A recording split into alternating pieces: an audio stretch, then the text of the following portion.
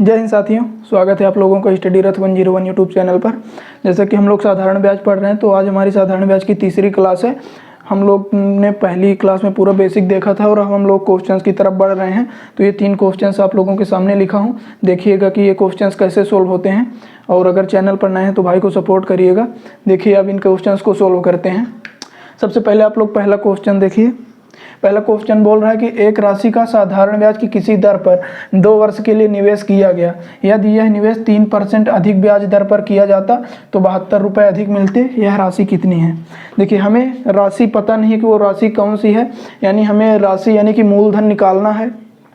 पहले किसी भी दर पर निवेश किया गया होगा, लेकिन इस बार क्या कर रहा है कि 3% अधिक ब्याज दर पर निवेश कर रहा है। यानी कि अगर पहले 5% पर निवेश कर रहा होगा तो अभी 3% अधिक यानी कि 8% पर निवेश कर रहा होगा।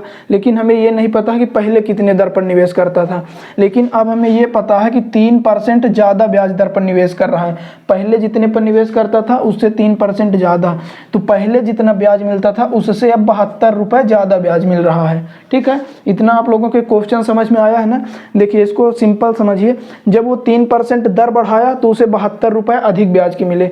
जाहिर सी बात है, अगर आप लोग ज़्यादा दर पर लेंगे पैसा तो ब्याज भी ज़्यादा देना पड़ेगा। तो उसी तरह ये भी है, जब 3% अधिक ब्याज दर किया तो 72 रुपये अधिक ब्याज मिले। लेकिन ये 3% दर क्या होती है? वार्षिक होती है। तो 1 साल में 3% बढ़ा है, लेकिन हमने निवेश कितने साल के लिए किया था? 2 साल के लिए। बोला है ना कि 2 वर्ष के लिए निवेश किया गया। यदि यही निवेश 3% अधिक ब्याज दर पर किया जाता, यानी 2 वर्ष के लिए ही निवेश किया है, तो 3% तो हमारा 1 साल का हो गया। तो 2 साल में 3 दूनाई 6% हमें ज़्यादा ब्याज मिलेगा। 1 साल में 3% तो 2 साल में 6% ज़्यादा ब्याज मिलेगा। और मिला कितना है? 72। तो 6% को हम 72 के बराबर लिखेंगे। ठीक है, इतना आप लोग कर लेंगे। इस टाइप के सवाल में इतना मेन होता है। और हमसे पूछा क्या है? राशि। तो राशि यानी कि मूलधन हमेशा हमारा 100% होता है। पहली क्लास से हम लोग सीखते आ रहे हैं। तो जब 6% 72 है, यानी हमें 100% का मान निकालना है। तो 1% कितना हो जाएगा? 72/6। और हमें 100% की वैल्यू निकालना है, तो हम 100 की इसमें गुणा कर देंगे। तो ये हमारा क्या हो जाएगा? 100% की वैल्यू हो जाएगी। ठीक है, तो ये 6 कम 6 12 6 72 और 12 की 100 में गुणा होगी तो 1200। तो ये हमारा आ जाएगा मूलधन 1200। कुल मिलाकर हमें इतना समझना था कि यहाँ पर आप लोग ये गलती मत करिएगा कि 3% को 72 के बराबर नहीं रखिएगा, क्योंकि 3% तो 1 साल का है। हमने 2 साल के लिए टोटल निवेश किया था, तो 2 साल में 6% ज़्यादा ब्याज मिलेगा। और 6% और यहाँ पर रुपये में 72 दिया, तो 6% को 72 के बराबर रखेंगे। और हमसे मूलधन पूछा तो 100% की वैल्यू निकालेंगे। तो 1% क्या हो जाएगा? 72/6। और फिर 100% निकालना, इसलिए हमने 100 की गुणा किया। तो टोटल कुल मिला के 1200 हमारा राइट आंसर हो जाएगा। तो उम्मीद है ये क्वेश्चन आप लोगों के समझ में आया होगा। अब देखिए इस दूसरे क्वेश्चन को देखते हैं। दूसरा क्वेश्चन क्या कह रहा है कि किसी राशि पर 8% वार्षिक दर से 6 वर्ष में उपजित साधारण ब्याज 1200 है। यानी देखिए, यहाँ पर भी हमें वो राशि नहीं पता है। कोई भी राशि है, उसे 8% वार्षिक दर से निवेश किया गया था, तो 6 वर्ष में 1200 साधारण ब्याज मिला है। तो इस मूलधन से तिगुनी राशि पर, यानी जिस मूलधन को पहले निवेश किया गया था तो 1200 ब्याज मिला है, तो अब इससे तिगुनी राशि को निवेश कर रहा है। और 10% वार्षिक दर से 2 वर्ष के अंत में हमसे साधारण ब्याज पूछा है।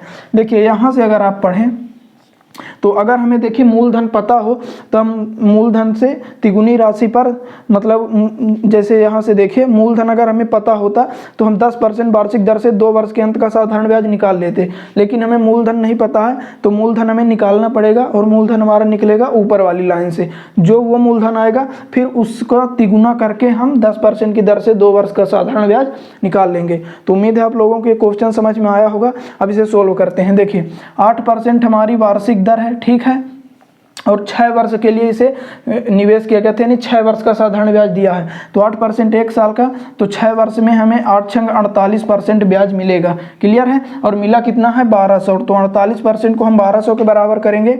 और हमारा मूलधन होता है 100%। तो अब हम यहाँ से 100% की वैल्यू निकालेंगे। तो 1% कितना हो जाएगा? 1200/48।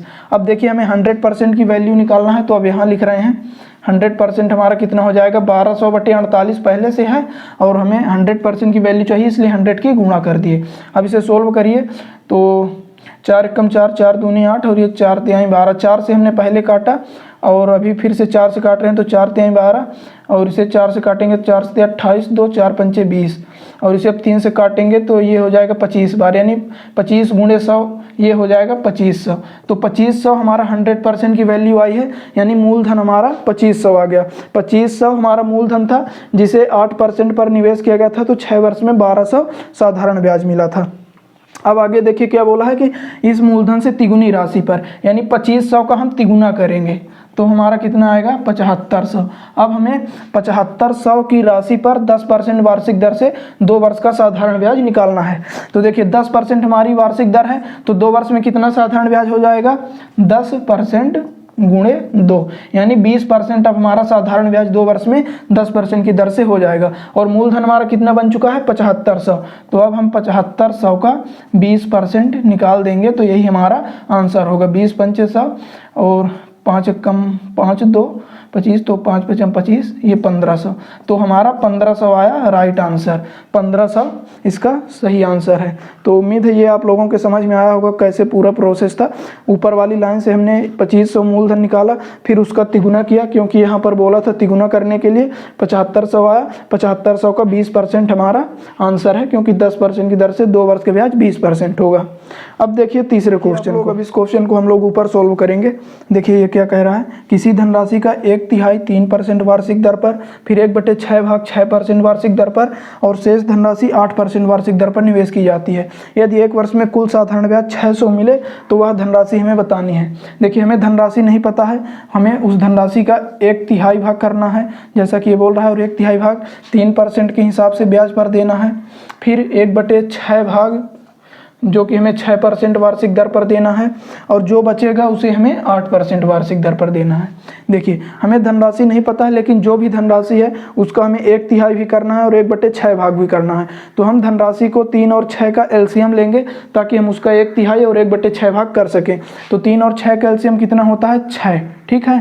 तो 3 और 6 का एलसीएम होता है, तो यही हम 6 यूनिट अपना मूलधन मान लेंगे। तो अब देखिए इस 6 का 1/3 कितना होगा 2 होगा, तो 2 हमें 3% वार्षिक दर पर देना है, और 6 का 1/6 कितना होगा 1 होगा, 1 हमें 6% वार्षिक दर पर, और देखिए बचा कितना 2 और 1 हमने दे दिया, तो शेष यहाँ पर बोला था ना कि शेष 8% पर निवेश किया गया है, तो 2 1 3 हो गया, तो शेष 3 ही बचा, तो 3 जो यूनिट मूलधन है उसे हमें 8% पर निवेश करना है। तो अब टोटल जाके हमें 600 का साधारण ब्याज मिलेगा।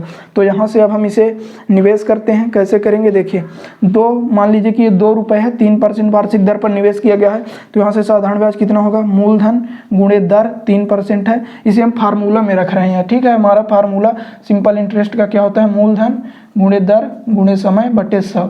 अब इसी फार्मूले पर हम इन तीनों मूलधन को रखेंगे, तो मूलधन गुणे दर, अब ये है कि समय क्या रखें, तो समय यहाँ पर बोला है कि 1 वर्ष में कुल साधारण ब्याज, तो समय हम 1 वर्ष लेंगे, ठीक है।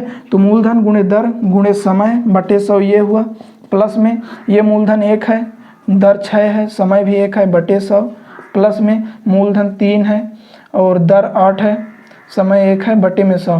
तो यहाँ से टोटल हमें इतना साधारण ब्याज मिलेगा, और प्रश्न के हिसाब से 600 मिल रहा है, तो इसको हम 600 के क्वेश्चन को आगे सोल्व करेंगे।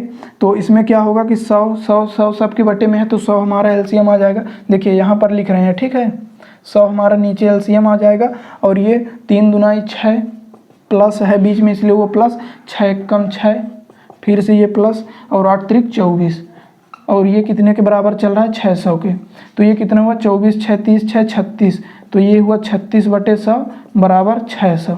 अब देखिए हमें क्या करना है, हमें 6 यूनिट की वैल्यू निकालना है, तो यहाँ से हम 6 यूनिट की वैल्यू निकालेंगे। पहले हम 1 यूनिट की वैल्यू निकालेंगे, तो 1 यूनिट की वैल्यू कैसे निकालेंगे, ये 36/100 जब इधर आएगा तो पलट के ये 100/36 हो जाएगा, ठीक है। 36/100 पलट के इधर 100/36 हुआ, तो अब हमारे पास आ गई 1 यूनिट की वैल्यू। हमें चाहिए कितने यूनिट की 6 यूनिट की, तो अब हम इसमें 6 की और गुणा कर देंगे, तो ये हमें मिल जाएगी 6 यूनिट की वैल्यू, और यही हमारा आंसर होगा। तो देखिए 6 से इसे काटेंगे 6 बार में, 6 से इसे काटेंगे 100, और 100 की 100 में गुणा होगी, तो ये हमारा 10,000 इसका राइट आंसर होगा इस क्वेश्चन का। तो उम्मीद है आप लोगों को ये समझ में आया है। कमेंट करके बताइएगा कि हमारी क्लास आप लोगों को कैसी लगी है। फिर से नेक्स्ट वीडियो में मिलेंगे। सो थैंक यू, धन्यवाद, जय हिंद।